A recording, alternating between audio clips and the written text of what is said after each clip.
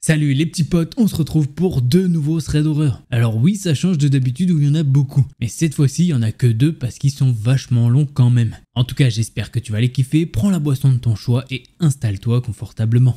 Cette histoire commence il y a 15 ans et se poursuit au cours des 13 années suivantes dans la vie de Kelly. Tout commence ce fameux été, environ 4 mois après que sa famille ait emménagé dans une nouvelle maison dans un autre état. Kelly a alors 9 ans et elle n'a pas vraiment d'amis dans le coin.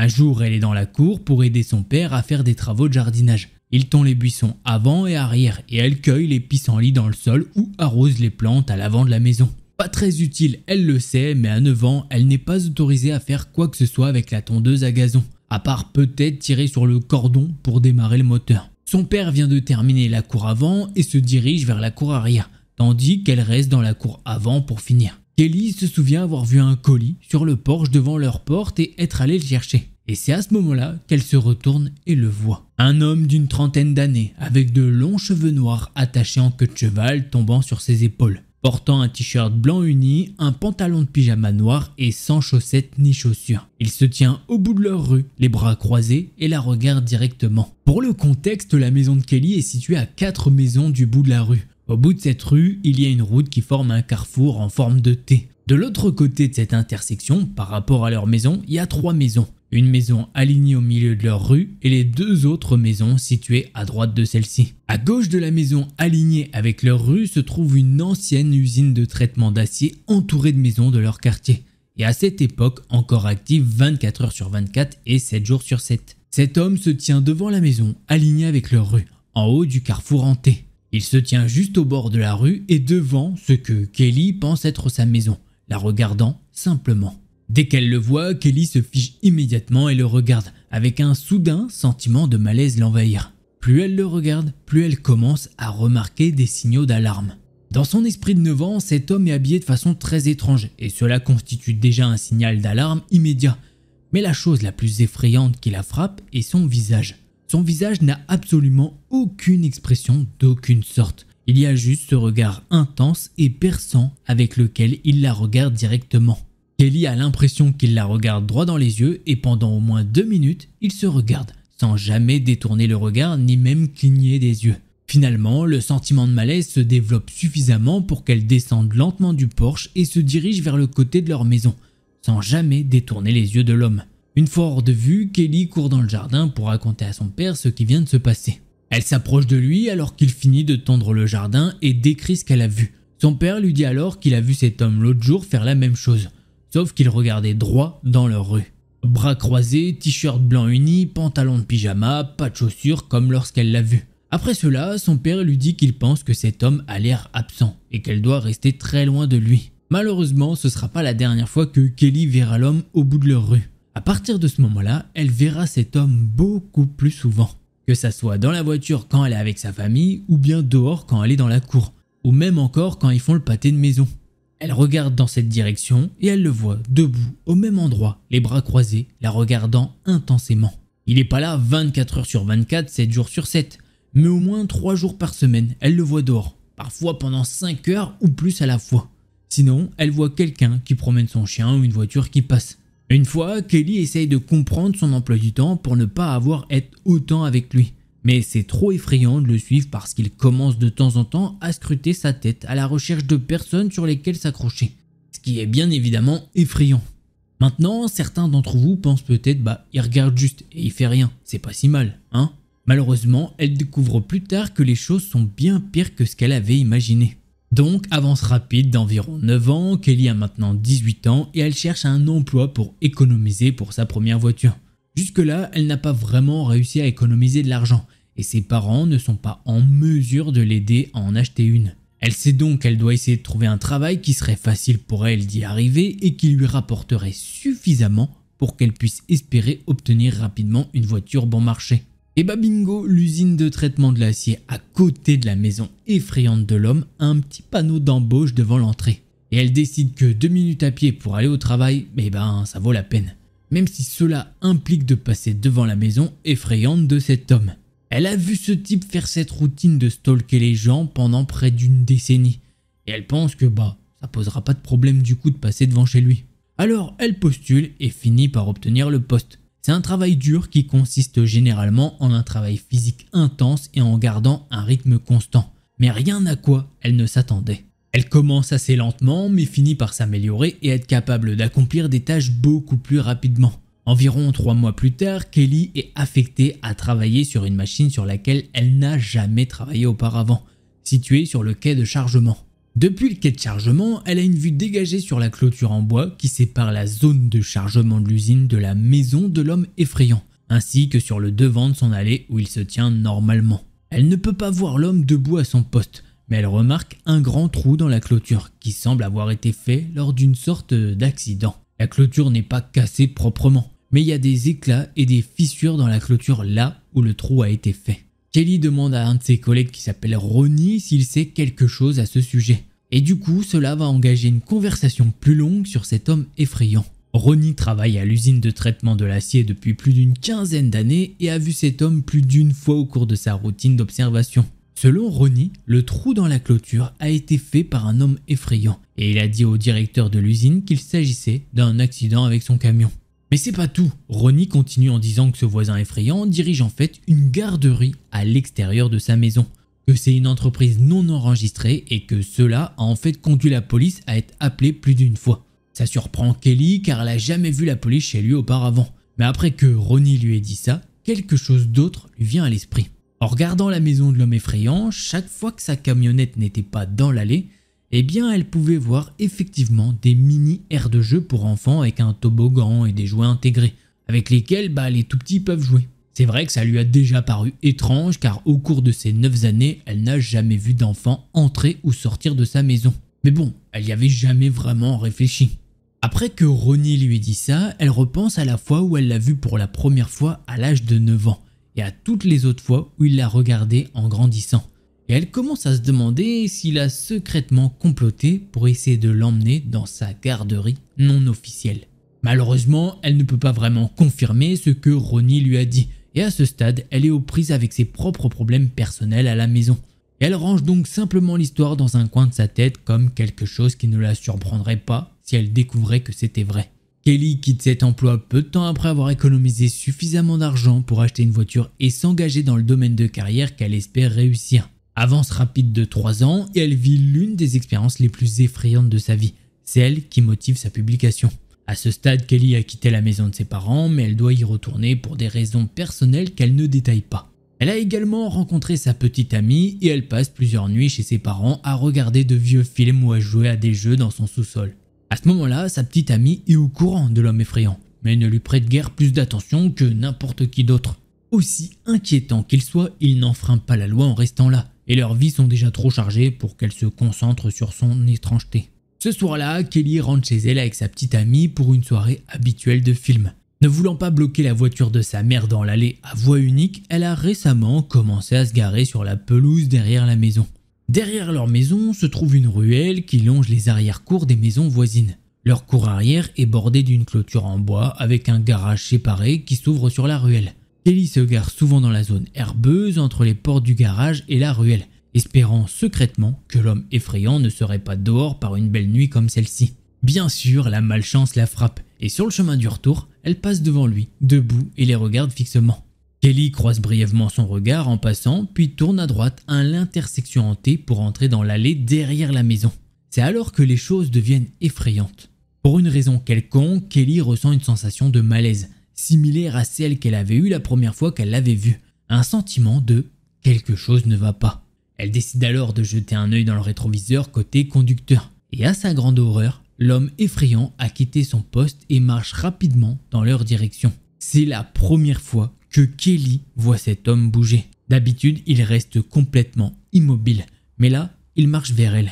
Les pensées de Kelly s'emballent tandis qu'elle tourne dans la ruelle, traverse 4 maisons et se gare derrière le garage dans leur cour arrière. Kelly raconte immédiatement à sa petite amie ce qu'elle a vu et à quel point c'est étrange. Elle ne veut pas lui faire peur, mais elle veut qu'elle soit prête au cas où quelque chose de grave se produirait. De l'endroit où la voiture est garée, Kelly peut se retourner sur son siège conducteur et regarder l'allée à travers les fentes de la clôture en bois. Elle voit l'homme marcher nonchalamment dans l'allée, jusqu'au bord de la clôture en bois, puis s'arrêter. Après quelques instants, il fait demi-tour et repart dans la direction d'où il venait. Kelly attend environ 2 minutes avant de sortir de la voiture et de s'approcher lentement du bord de la clôture, puis de marcher dans l'allée pour constater qu'il est parti. Elle y a beaucoup réfléchi depuis que cela s'est produit il y a 2 ans. Kelly ne sait pas s'il l'a reconnu ou s'il a reconnu la maison où elle s'est arrêtée, ni pourquoi il a choisi cette nuit-là pour les suivre, elle et sa petite amie, et les effrayer. Honnêtement, elle s'en fiche vraiment. Elle a pu quitter cette maison peu de temps après et vit maintenant avec sa fiancée. Et voilà, c'est comme ça que se termine ce thread d'horreur. Ma foi, il se passe rien de concret, on va dire, mais c'est quand même très bizarre. Tu peux te dire, surtout cette nuit-là, où à un moment il vient passer à l'action. En fait, il a jamais bougé. En fait, c'est ça le truc effrayant, c'est qu'il a jamais bougé. Et il était là comme ça pendant 5 ans, machin, tu sais, il est là comme ça, il bouge pas. Donc forcément, le jour où il bouge, elle se dit, oh putain, alors là, je sais pas ce qui va se passer, mais tu peux t'imaginer le pire. Donc forcément, il faut la comprendre. Elle est en mode, mais le mec, ça fait 10 ans, il bouge pas. Ça fait 10 ans, il est là sur son Porsche et il bouge pas. Alors peut-être il chill et tout, hein, mais voilà, petit thread bien sympa, on passe au prochain.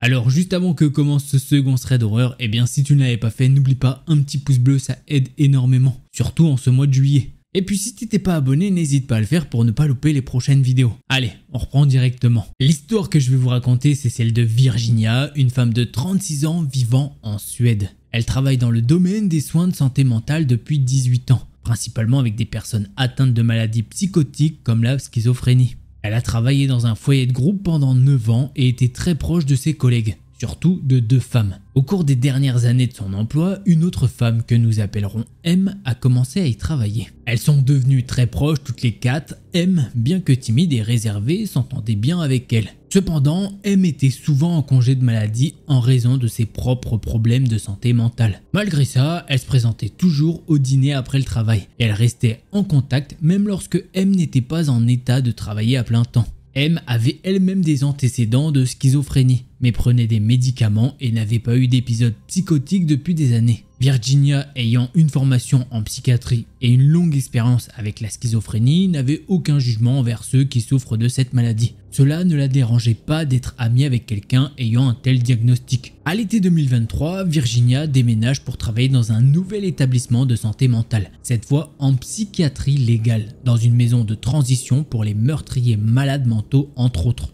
Elle reste en contact avec ses amis et elle se voit encore de temps en temps pour des dîners. M leur a raconté qu'elle avait été expulsée de son appartement après être entrée accidentellement dans celui de son voisin au milieu de la nuit. Elle a expliqué que dans son complexe d'appartements, toutes les portes se ressemblaient et que ses voisins avaient réagi de manière excessive en signalant l'incident à la police. Virginia a trouvé que l'expulsion semblait disproportionnée, pensant que le propriétaire avait peut-être réagi en raison des antécédents médicaux de M. Elle s'est sentie mal pour elle et a demandé si autre chose s'était passé, mais M a affirmé que non. En Suède, il est très difficile de trouver un appartement après une expulsion. M a demandé à Virginia si elle pouvait emménager chez elle. Comme M était littéralement sans abri, Virginia a accepté. Elle n'avait aucune idée de la gravité de la situation en disant oui à M. Virginia vit dans un petit appartement avec une chambre, un salon, une petite cuisine et une petite salle de bain et 2 chats. M s'installerait dans le salon. Virginia a proposé de remplacer son canapé par un lit, mais M a insisté pour dormir sur le canapé, le trouvant confortable. Il y a une porte entre le salon et la chambre, mais seulement une arche ouverte entre le salon et le couloir. Virginia a accroché un épais rideau de velours pour plus d'intimité. Sa chambre a une autre porte menant à la cuisine. Virginia laisse cette porte ouverte la nuit pour que ses chats puissent accéder à leur litière et à leur nourriture. M, en congé de maladie, ne travaillait pas, alors que Virginia travaillait par quart, parfois tôt le matin, parfois tard le soir. Elle souffre d'insomnie sévère et prend des médicaments pour dormir, mais se réveille facilement. Virginia a demandé à M de rester silencieuse les nuits où elle devait se lever tôt, mais cela n'a pas vraiment fonctionné. La première nuit, M s'est levée plusieurs fois pour fumer, réveillant Virginia à chaque fois. À 5 h du matin, M a commencé à préparer du café, réveillant Virginia à nouveau. Virginia a gentiment demandé à M d'attendre jusqu'à 6 h pour préparer du café, expliquant qu'elle avait besoin de sommeil à cause de son travail et de son épilepsie, qui s'aggrave sans suffisamment de repos. M a promis d'essayer, mais les choses ne se sont pas améliorées. Elle continuait à réveiller Virginia tôt le matin et toute la nuit, malgré ses promesses d'arrêter. Virginia a suggéré de préparer du café à l'avance ou de boire du café glacé, mais M a refusé. M demandait aussi à Virginia de rester silencieuse à 22h pour qu'elle puisse dormir. Et Virginia, elle, respectait ça. M avait également des habitudes alimentaires frénétiques, vidant souvent le réfrigérateur et le garde-manger de Virginia, ce qui devenait coûteux et gênant. M laissait ses longs cheveux noirs partout dans l'appartement, ainsi que ses ongles coupés sur le sol de la salle de bain. Elle laissait aussi des gouttes de pipi sur le siège des toilettes. Virginia a même vu un silverfish dans sa salle de bain, attiré par la saleté et les débris. Au cas où je vous mets une petite image, c'est une toute petite bestiole. Au début, Virginia ne voulait pas aborder le sujet directement parce qu'elle pensait que cela blesserait M et ne voulait pas la mettre mal à l'aise. Alors elle a simplement mis un balai et une pelle dans la salle de bain pour laisser entendre qu'elle devait balayer davantage le sol. Mais ça semblait pas fonctionner. Alors au bout d'un moment, elle lui dit de la manière la plus gentille possible avec un sourire sur le visage: est-ce que tu penses qu'on peut essayer de nettoyer plus souvent la salle de bain? On a tendance à perdre nos cheveux lorsqu'on les brosse et j'ai peur qu'il y ait des petits parasites. J'ai vu un silverfish l'autre fois et je veux pas que ça empire. Virginia s'assure toujours de dire nous au lieu de tu pour que M ne se sente pas attaqué. M promet d'y réfléchir, mais rien ne change. Virginia commence à sortir avec un homme dont elle tombe éperdument amoureuse. Il est également en colocation, ce qui rend difficile pour eux de passer du temps seul. Virginia demande à M s'il est possible qu'elle puisse avoir une nuit pour elle seule de temps en temps dans l'appartement, en promettant que M aura aussi l'appartement pour elle seule. M n'aime pas l'idée, mais affirme qu'elle n'a nulle part où aller, ni amis ni famille. Virginia ne lui demande pas de partir pendant 24 heures, juste quelques heures pour qu'elle puisse passer du temps de qualité avec son petit ami. Elle suggère que M pourrait simplement aller à la bibliothèque ou se promener. Virginia travaille 8 à 10 heures, 5 jours par semaine, donc M a beaucoup de temps seule. Un de leurs anciens collègues réalise que cela affecte vraiment Virginia moralement, de ne jamais avoir de temps pour elle et elle commence à se sentir étouffée. La collègue propose que M passe la nuit chez elle. Après tout, elles sont aussi amies. M dit qu'elle ne veut pas la déranger, mais elle lui assure que non, elles sont amies. Elle est plus que la bienvenue et Virginia veut vraiment juste une nuit pour elle et son petit ami. Virginia ne comprend pas pourquoi M fait autant d'histoires pour laisser l'appartement une seule nuit. Finalement, M accepte et passe la nuit chez la collègue. Et Virginia passe la nuit chez elle la semaine suivante pour que M puisse aussi passer plus de temps seule. Quand Virginia rentre chez elle le lendemain matin après sa nuit, elle voit que le bol d'eau de son chat est complètement sec. Il n'y a aucune goutte d'eau sur le sol et c'est comme si quelqu'un avait déversé l'eau dans l'évier et ensuite avait pris du sopalin pour bien faire en sorte qu'il ne reste aucune goutte dans le bol. Pourtant, Virginia l'avait rempli à ras-bord la veille au soir. Elle demande à M comment c'est possible et M dit que les chats ont dû le renverser. Mais non, il y avait clairement rien sur le sol comme elle l'a dit. Et Virginia, elle remarque que ses chats s'éloignent de plus en plus de M avec le temps. Et ces dernières semaines, il ne quitte jamais sa chambre, sauf pour manger ou utiliser la litière. Il semble avoir peur de M, ce que Virginia ne comprend pas, car M est si timide. Virginia a une vieille casserole des années 60 qui compte beaucoup pour elle. C'était celle de sa grand-mère et c'est la seule chose qu'elle possède d'elle. Sa mère l'utilisait pour cuisiner quand elle était petite, donc cela a une grande valeur nostalgique pour elle. Un jour, M brûle cette casserole et ne fait aucune tentative pour la nettoyer, la laissant simplement sur la cuisinière avant de sortir fumer. Virginia la trouve en ruine et pleure. M ne dit même pas qu'elle est désolée. M casse également la vaisselle à plusieurs reprises et ne prend pas la peine de la remplacer ou de s'excuser, ce qui ajoute naturellement à la frustration de Virginia envers elle. Cela fait probablement 2 mois maintenant que M n'arrête pas de la réveiller la nuit, de manger sa nourriture de manière excessive, de ne jamais nettoyer, de ne jamais quitter la maison, de faire peur à ses chats et de ruiner ses affaires.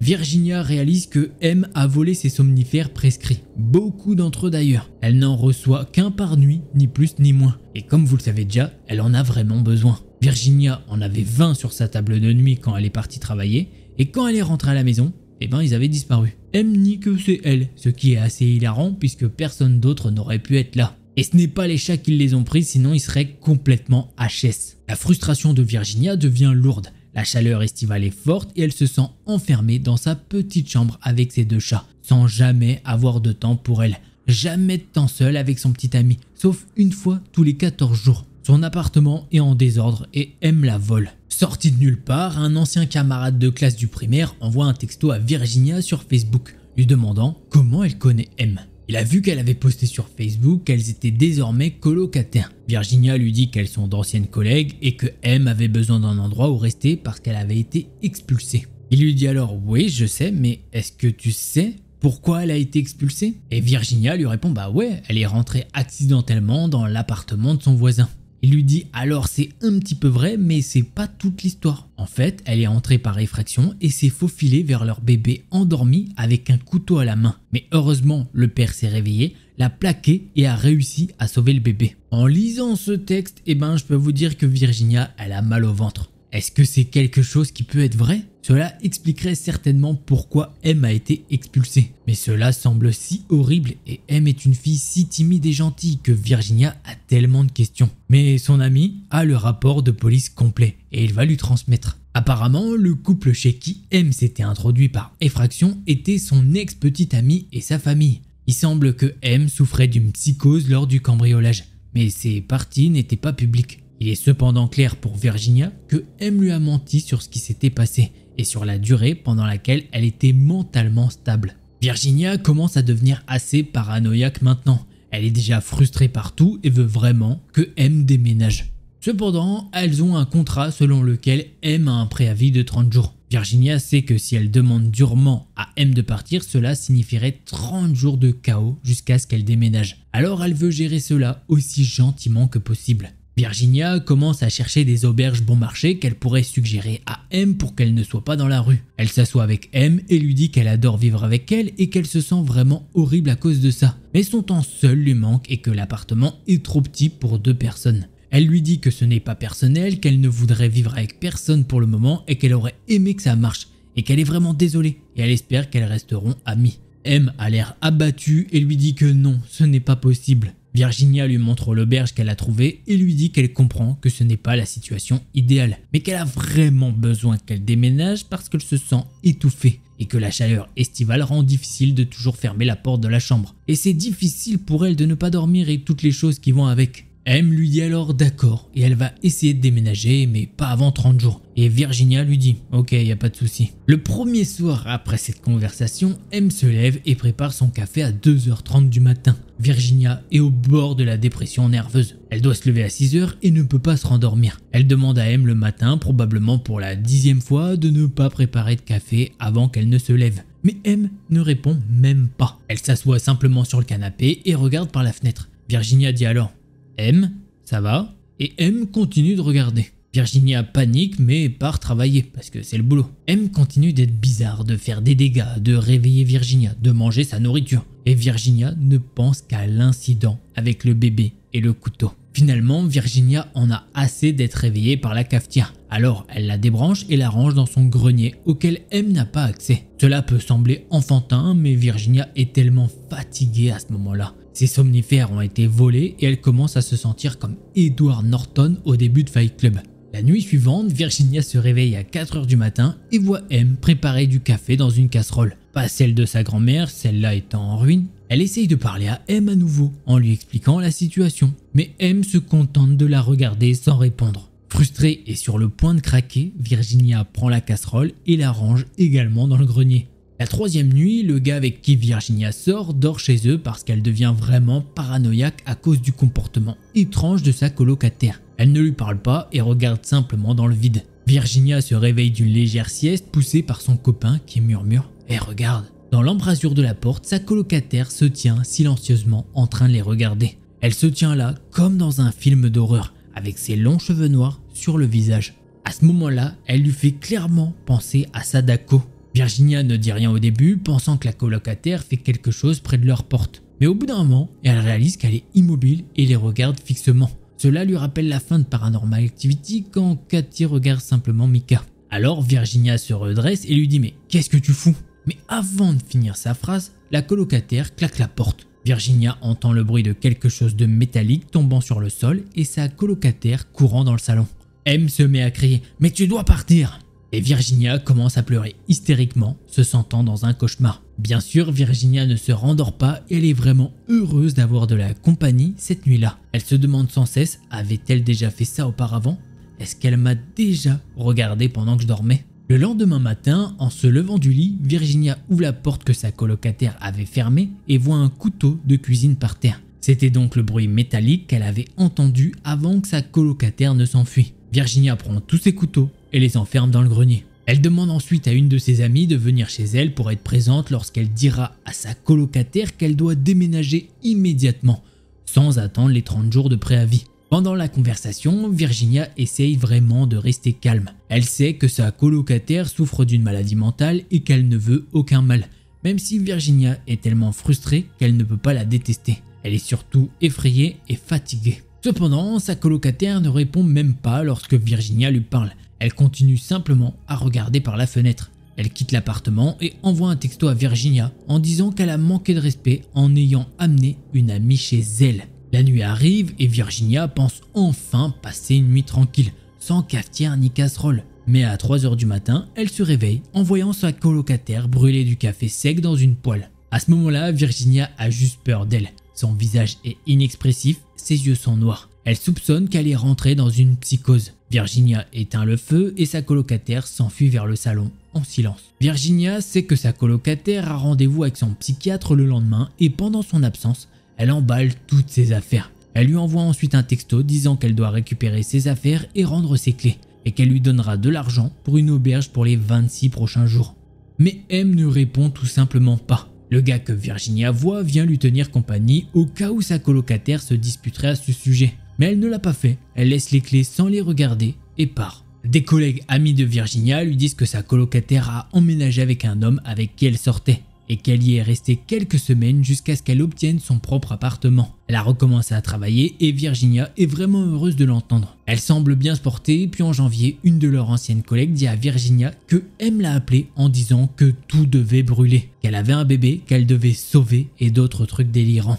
La collègue a appelé le 112, le numéro d'urgence suédois, c'est un peu comme le 911, mais ils l'ont pas prise au sérieux. M a ensuite incendié tout son appartement parce que les voix dans sa tête lui disaient qu'elle devait tout brûler pour sauver ses amis et sa famille. Ses voisins ont tenté de la sauver de l'incendie, mais elle les a repoussés et est revenue en courant pour verser de l'alcool sur le feu afin de l'intensifier. Elle a été arrêtée et condamnée la semaine dernière pour incident criminel aggravé. Elle purgera sa peine dans un établissement psychiatrique prison pendant une longue période, peut-être pour toujours. Ironiquement, selon Virginia, elle sera probablement dans l'établissement où Virginia travaillait et finira là où elle-même travaillait. Une ancienne collègue témoin au procès raconte que M avait arrêté de prendre ses médicaments parce qu'elle pensait que cela l'engourdissait et qu'elle était suffisamment stable pour fonctionner sans. Et apparemment, malheureusement, non. Et de ce que Virginia en comprend, quand M était chez elle, elle avait carrément arrêté de prendre ses médicaments. Alors quand elle regardait fixement dans le vide, elle sombrait dans la psychose. Quand elle la regardait avec un couteau à la main ou bien quand elle brûlait la poêle. C'est troublant de penser ce qui serait arrivé à Virginia et à ses chats si M était restée ou si elle avait eu le sommeil un petit peu plus lourd. Elle pense aussi à ce qui aurait pu arriver à ce bébé si jamais le père ne s'était pas réveillé. Elle sait que c'est fou de ne pas l'avoir expulsé à ce moment-là dès qu'elle l'a appris. Mais c'était assez compliqué. La raison pour laquelle elle n'a pas pu en parler avec ses amis, c'est qu'il sympathisait avec M, minimisant son expérience et pensant qu'en fait elle en faisait des caisses. Virginia comprend en quelque sorte cela, mais elle sait qu'ils n'ont jamais vu l'obscurité dans les yeux de M. Alors normalement c'est comme ça que termine le thread, mais il y a eu une petite actualité. Elle nous a fait un petit PS quoi. Virginia se rappelle d'autres choses qu'elle voulait ajouter à ce message du coup. Il y a eu plusieurs fois, alors qu'elle allait travailler tôt le matin, que sa colocataire occupait la salle de bain en prenant de longs bains. Virginia attend patiemment jusqu'à la dernière minute avant de frapper et de lui demander si elle peut se lever et revenir après qu'elle soit prête et partie au travail. Ça, c'était une des autres choses qui s'ajoutait à sa frustration. Elle est tombée très malade pendant que M séjournait chez elle. Elle savait pas à ce moment-là ce que c'était, mais un jour, elle se réveille tôt le matin avec des nausées. Elle voulait aller aux toilettes pour vomir et en même temps avoir la diarrhée. Bref. Il faut environ 10 secondes pour aller aux toilettes, donc on peut s'imaginer à quel point c'était grave étant donné qu'elle n'a pas réussi à y aller. Elle avait une très forte fièvre et continue à vomir et à avoir la diarrhée toute la matinée. Quiconque a été aussi malade comprendrait qu'on veut la salle de bain pour soi tout seul. En fait, Virginia pense qu'il est assez compréhensible de vouloir être complètement seule quand on est aussi malade. Elle avait la tête qui tournait et presque des hallucinations à cause de la forte fièvre. Quoi qu'il en soit, travaillant dans le secteur de la santé, Virginia a aussi un instinct naturel de ne pas vouloir propager l'infection. Donc sa première pensée a été qu'en plus de vouloir être seule, elle ne voulait pas risquer de donner quoi que ce soit à M. Alors elle la supplie dès qu'elle remarque qu'elle est malade de partir dehors. Virginia pouvait à peine parler parce que si elle ouvrait la bouche, elle vomissait. Leur amie commune avait demandé à M d'arroser ses plantes cette semaine-là, donc elle avait les clés de chez elle et pouvait y aller seule. Mais non, M préférait rester à la maison et disait que maintenant c'était chez elle. Et du coup, en aucun cas, elle ne devait sortir d'ici. M lui répétait souvent que leur jour finirait ici, dans cet appartement. Et forcément, en remettant toutes les choses dans leur contexte, Virginia se dit qu'est-ce que ça veut dire finir ses jours ici? Est-ce que M voulait aussi mettre le feu à cet appartement? Elle en sait rien, elle n'a pas la réponse, mais c'est tant mieux. Elle reste en contact avec ses amis et elle se voit encore de temps en temps pour des dîners. J'ai mangé tous mes mots là. M leur a raconté qu'elle avait déjà été expulsée de son appartement après être entrée accidentellement. Ouais, ça fait quoi? Ça te dit les accents ou quoi là? Je sais pas que c'est quel accent, mais c'est un accent. On a tendance à perdre un petit peu nos chevaux à 5h du matin et du matin. Bien sûr, Virginia ne se rendort pas et elle est vraiment heureuse d'avoir de la compagnie cette nuit-là. Bon, y a rien qui va. Bien sûr, Virginia ne se rendort pas et elle est vraiment heureuse d'avoir de la compagnie. Compagnie? Ouais, de la compagnie. Compagnie et nuit, ok. Voilà, j'espère que t'as kiffé les threads d'horreur. Si c'est le cas, tu connais petit pouce bleu et abonnement. Et si t'en veux plus, je t'invite à cliquer sur une de ces deux vidéos là. Allez, c'était Delcor. En attendant la prochaine vidéo, portez-vous bien, tous les petits potes.